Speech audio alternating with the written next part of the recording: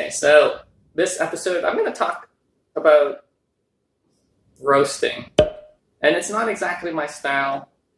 I'm a clean-ish comic who talks about dating, relationships, and family. And roasting is just being terrible to another person.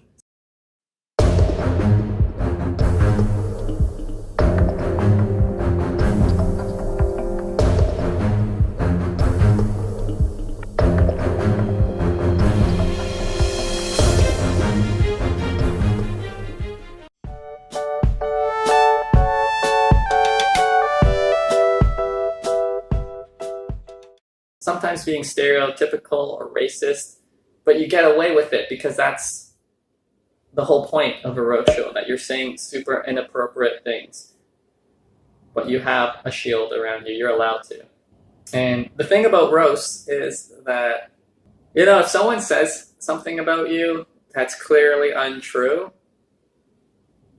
then it's not painful. But if they get you, it's the honest truths, that really hurt. Someone said something like, Joe who? Joe Vu? Joe who? Like, no one knows this guy. Why is he even doing the roast? He just made so many jokes about how I'm a nobody. And I had already had reservations about being in the roast and, if anyone actually knew who I was. So, that, real roast, finding my real insecurities and then digging into that made me not want to do a roast for years. I didn't do a roast again for a while. There were other things too, and I'm not even going to say them because then people will have weapons against me. But I started doing roasts again when this producer started to do a series called Your Hood's a Joke.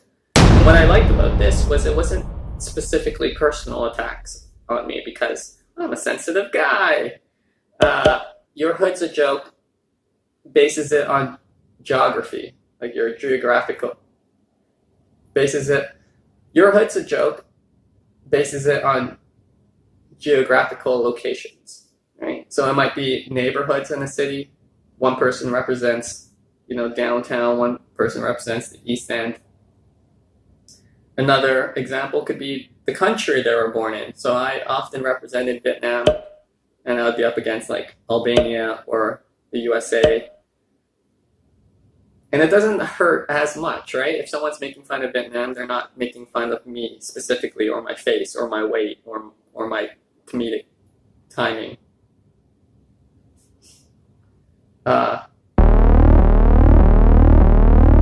So that's easier. For New Year's, did a roast show at a sold-out Panasonic theater. 700 people. Felt so nervous. Because the thing about roasts is that they're untested. Most of the jokes that people see us do on stage, if it's on TV or if it's at a big show, we've done those jokes 100 times. We've battle tested them. These are the most consistent jokes there are. Roast shows, either you've never done them before at all or you've done them once. It is insane how scary it is. You're basically doing an open mic material. It was super scary, and everyone was killing it that night.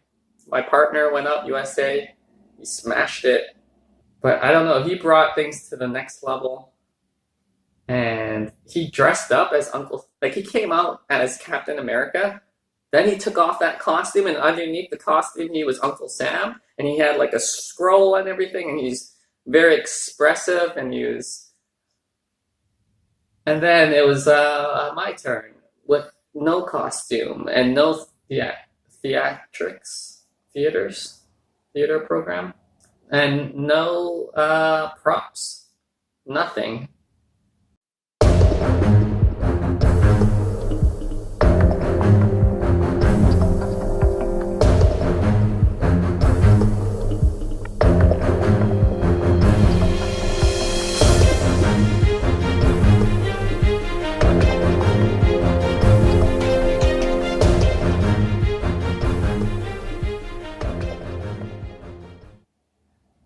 I mean, like, I did all right, but it was not as good as I wanted.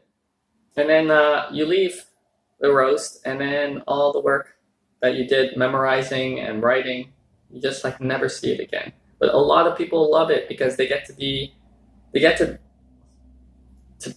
this dark side of themselves that they never are allowed to. They get to say the jokes that they can't normally. And I think like a lot of comics wish they could just be as mean and open and as censor free as they can be. And that's what makes the roasts so fun for them.